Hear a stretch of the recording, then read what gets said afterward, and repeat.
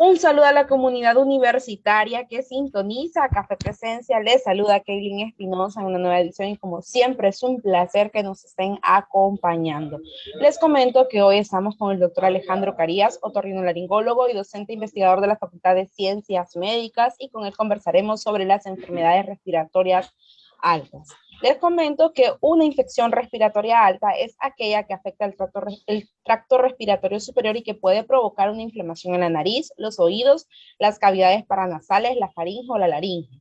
La mayor parte de estas infecciones son causadas por virus, especialmente el rinovirus, son autolimitadas y representan una de las principales causas de consulta en los servicios de salud. Así que es importante hablar de este tema y bueno, siempre estar al tanto de lo que acontece en el ámbito de salud. Bienvenido, doctor, y gracias por acompañarnos en este espacio.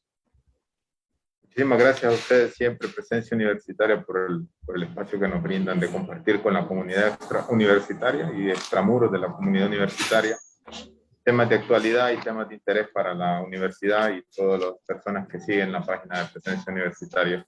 Solo quiero aclarar que tengo la mascarilla puesta porque soy un lugar público. Después los comentarios, ¿por qué no se la quitó? Porque estoy en un lugar público y hay que mantener siempre la bioseguridad. Gracias, doctor. Es un gusto para nosotros que nos esté acompañando. Y bueno, sí, con este tema de la pandemia sabemos que la nueva normalidad nos obliga a eso. Así que gracias, doctor, por estar con nosotros en este espacio. Y bueno, para comenzar, queremos saber qué son, cómo se define y cuáles son las enfermedades respiratorias altas más comunes, cuáles son los síntomas más frecuentes. Si nos ahonden en ese sentido, doctor. Bien, para comenzar, las enfermedades respiratorias como tal es todo lo que afecta el árbol traqueobronquial, la nariz, como usted bien mencionó, los senos perinasales, los oídos, la faringe y la laringe. Y para este estudio, nada más, las hemos dividido en altas, que son las que nos corresponden a los otorrinolaringólogos, las de la nariz, senos paranasales, oídos, faringe en general, y laringe. Y las bajas, que son las pulmonares, tráquea, bronquios, y el resto de la componente del pulmón, que son las que corresponden al neumólogo. Entonces, las enfermedades respiratorias altas son todo aquello que afecta, como usted muy bien dijo en el inicio, en el concepto, inflama o produce algún proceso inflamatorio sobre la mucosa respiratoria en estos lugares. Obviamente, esto tiene una amplia cantidad de causas, desde procesos infecciosos, virales, bacterianos, por hongos, también tumorales, que pueden ser benignos. En el caso de la laringe tenemos también pseudotumores y el cáncer en general, que llega a producir un fenómeno de reacción inflamatoria y de crecimiento en la mucosa respiratoria. Pero usualmente dejamos este término de enfermedades respiratorias altas a los procesos infecciosos que se producen dentro de la vía respiratoria superior. Y eso es lo que nosotros en la laringología nos dedicamos y tratamos específicamente. Gracias, doctor, por comentarnos en este sentido. Ahora, pues queremos también saber en qué temporada del año son más frecuentes este tipo de infecciones. También, pues, qué tanto se dan en los pacientes pediátricos, en los pacientes adultos, cómo es esa relación. Y si nos ahonda un poquito más sobre esos síntomas claves para detectar que uno tiene una infección de este tipo. Bien, iniciando por la época del año, usualmente eran frecuentes con los cambios de temperatura, cuando se pasaba del frío al calor y del calor al frío. Y en esa época del año donde empezaban a haber esas variaciones térmicas de temperatura ambiental, se acentuaban un poco más las enfermedades respiratorias. Incluso también aparecían las alérgicas, que son otra gama importante dentro de las enfermedades respiratorias altas, en el caso de las rinitis. Ahora, con esto del cambio climático, es un poco más complejo de determinar en qué momento del año. Porque si ustedes se fijan, en estos días está haciendo fresco en las mañanas, en las noches, está lloviendo, sol radiante, en las tardes refresca con la lluvia, y esto hace que el clima se vuelva un poco más difícil de predecir, y estas enfermedades tengan un comportamiento más estable, digamos, durante todo el año, o sea, que no son ya por periodos del año, sino que se comportan así prácticamente durante todo el año. Y obviamente aquí tienen mucho que ver las enfermedades infecciosas, donde la población más susceptible es la población pediátrica. Y entre más pequeños, entre menos años, más susceptible es porque todavía no hay una madurez inmunológica, ni ha habido contacto con gérmenes que pueden estar en la comunidad o en el entorno del paciente. Además de estos gérmenes que se pueden encontrar en los lugares que ya han estado cerrando, pero han ido abriendo poco a poco con toda su responsabilidad, que son las guarderías, las escuelas, los kinder, y donde usualmente los niños entran en contacto por sus costumbres lúdicas de juego, entran en contacto con todo este tipo de enfermedades.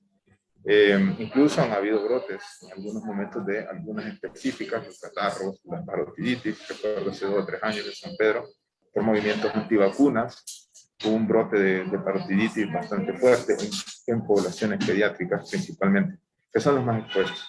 Ya el adulto tiene un poco más de desarrollado su sistema inmune y por tanto estas enfermedades infecciosas estadísticamente no se comportan con tanta frecuencia. Sí está estandarizado que de 1 a 3 veces al año todos los seres humanos nos enfermemos o nos tendríamos que enfermar de una enfermedad respiratoria alta, catarro, una otitis secundaria a un catarro, una faringitis, no necesariamente siempre bacteriana, pueden ser también virales las faringitis en general, que son las más frecuentes.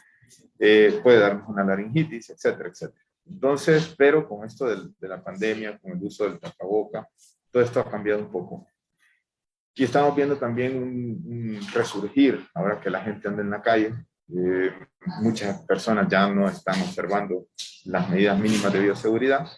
Entonces esto ha hecho que en cuerpos que han estado estériles durante un año, porque por lo general la inmunidad de estas enfermedades infecciosas altas dura un año, una vez que nos enfermamos, entonces hemos estado 2 años sin estas enfermedades, nuestro cuerpo se ha olvidado de esa memoria y hemos visto con mucha frecuencia que ha retomado las enfermedades infecciosas respiratorias altas, principalmente las virales. Y otro detalle que se dispara con estos cambios muy bruscos de temperatura son las alergias en general. En niños, que obviamente tienen una mayor susceptibilidad, ellos están para jugar, para divertirse, entretenerse, se les olvida abrigarse, se les olvida cuidarse de la lluvia, entran en contacto con cambios de temperatura más bruscos y se enferman con mucha mayor frecuencia de las enfermedades alérgicas. Incluso a veces andan jugando con animales, y gatos, perros, personas que están en la casa. Y en los adultos también en este momento se ve mucha frecuencia por los cambios bruscos de temperatura. Empieza el tema de la polinización en los árboles, ya hemos cosecha de algunos frutos, aguacates, mangos, que están incluso floreando los árboles, y esto trae también aparejado un aumento en las enfermedades respiratorias alérgicas. En general, los asmáticos sufren bastante y los riníticos en el caso de las alergias en la vía respiratoria superior.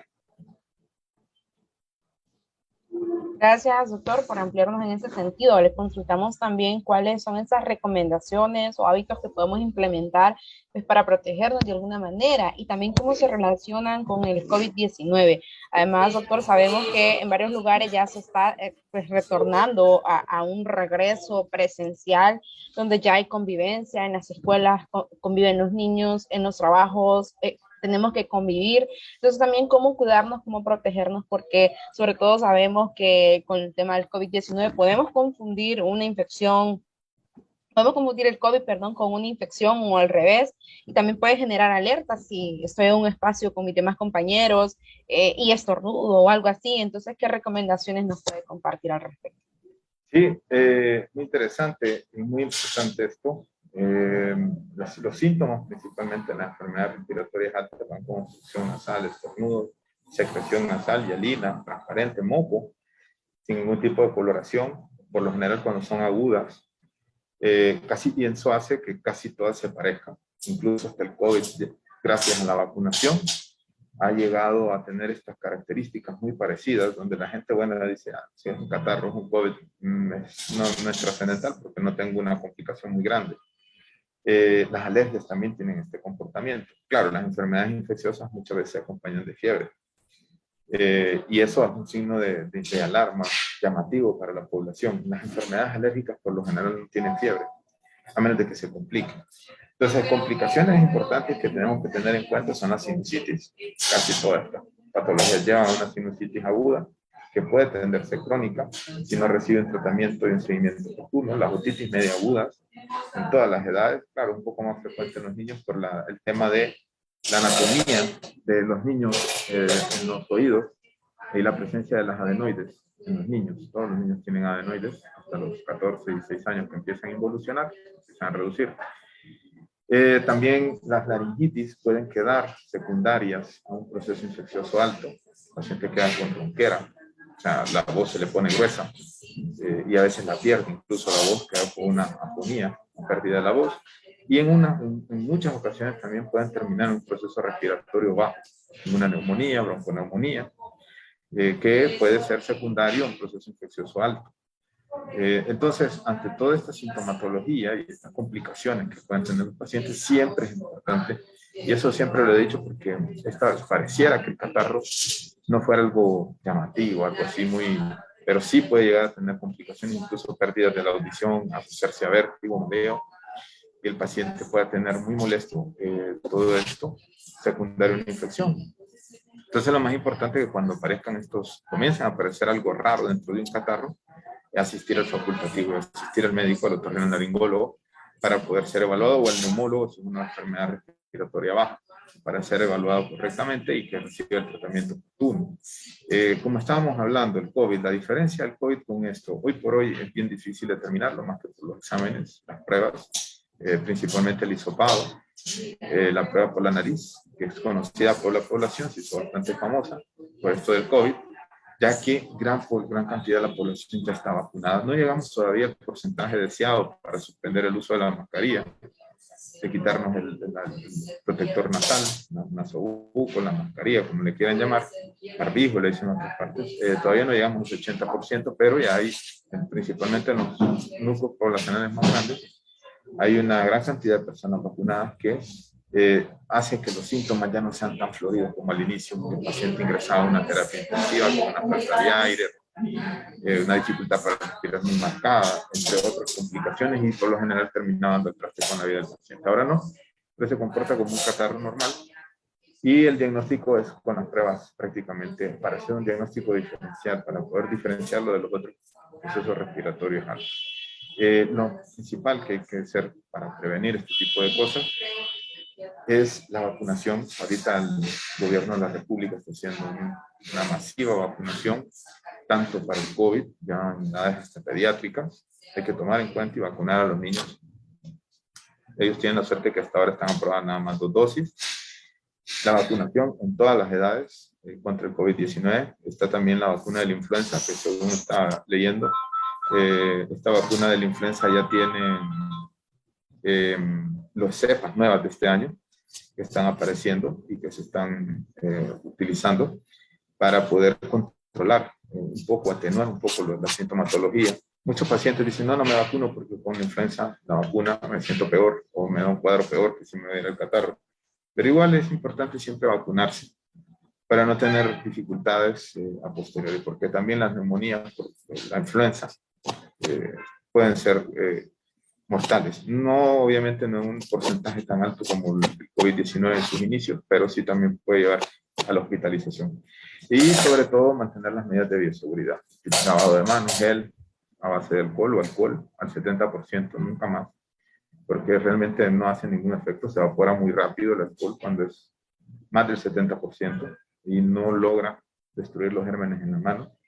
Y utilizar la mascarilla en lugares públicos, evitar estar en lugares muy conglomerados innecesariamente.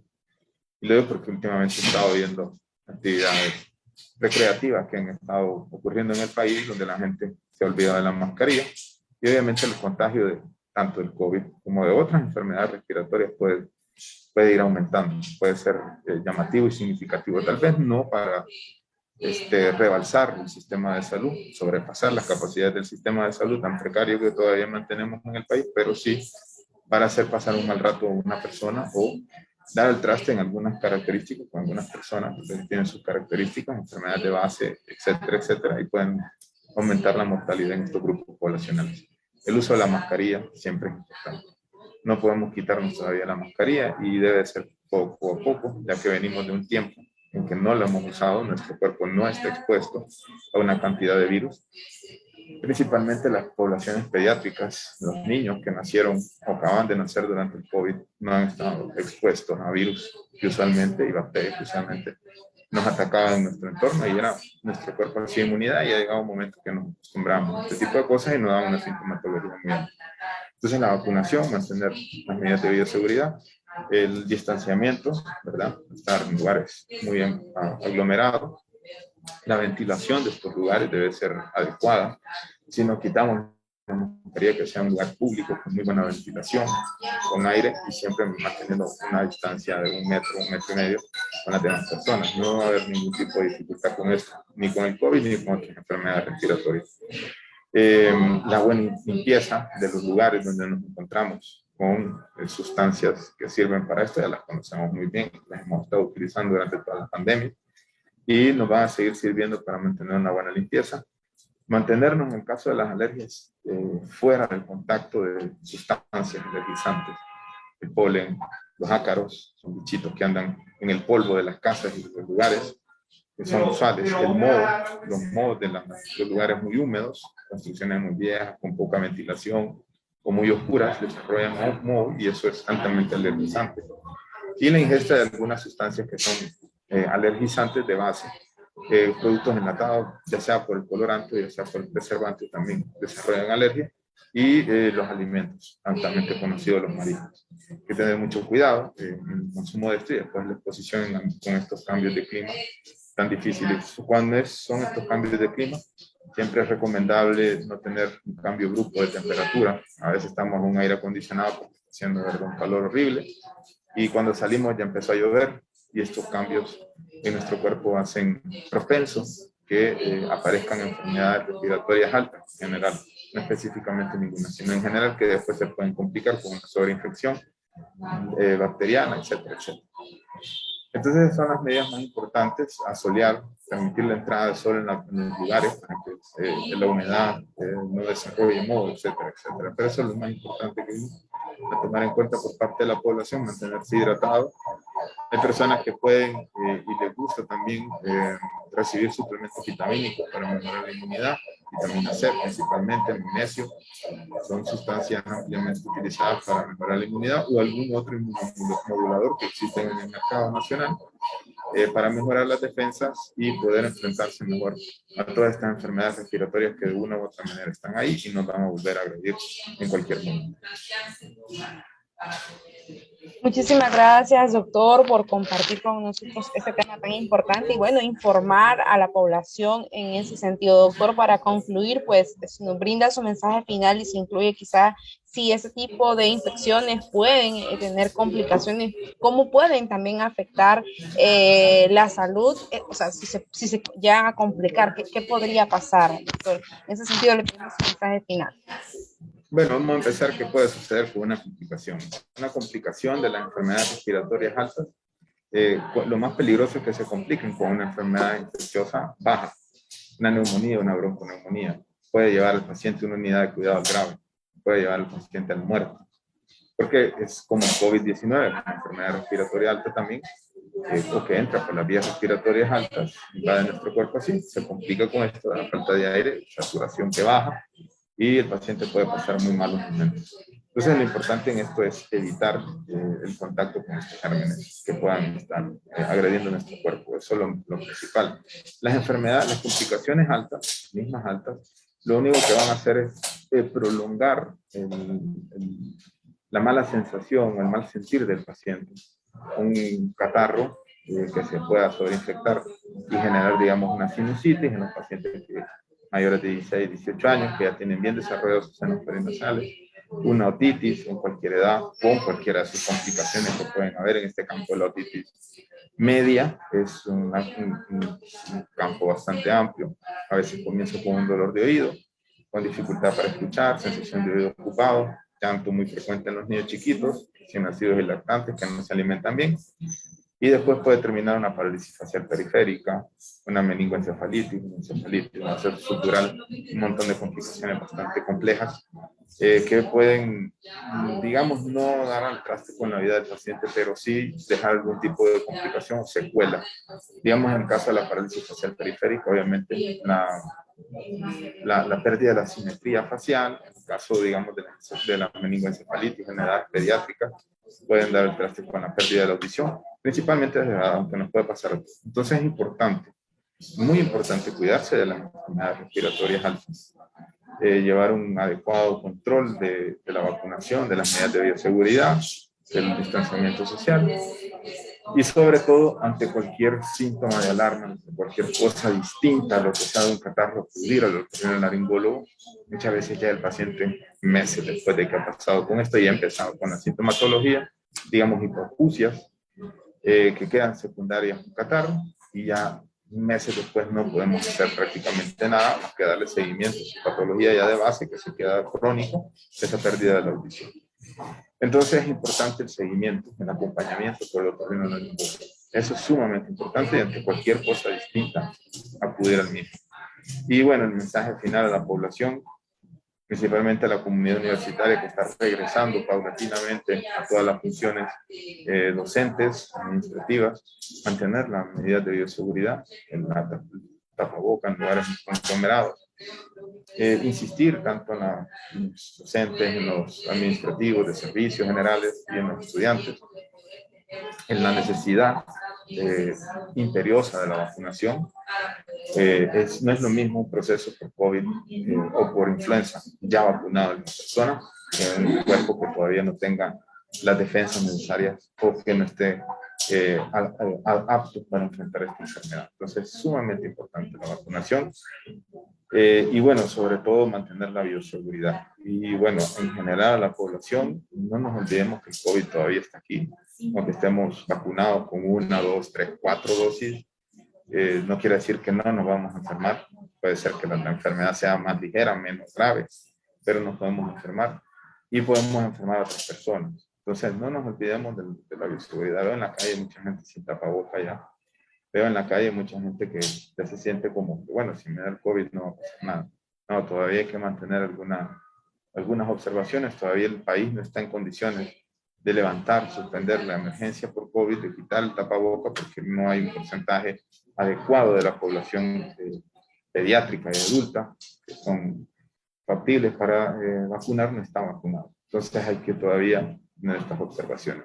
Y sobre todo creo que debería de ser algo, un tema un poco más serio tomado por el Estado, por la misma universidad, de buscar las estrategias y las formas de hacer que esta población apta para vacunarse se vacune. Eso sería mi mensaje final y sobre todo que hay que seguirse cuidando, porque ahorita ha sido el COVID, pero pueden aparecer más enfermedades. Tenemos por ahí la viruela símica, que no representa un gran alarma ahorita para el mundo y para el país nuestro, pero por cuestiones de higiene puede hacer estragos en nuestro país, porque es una enfermedad que hay que tener mucho cuidado con bioseguridad, que es la está olvidando.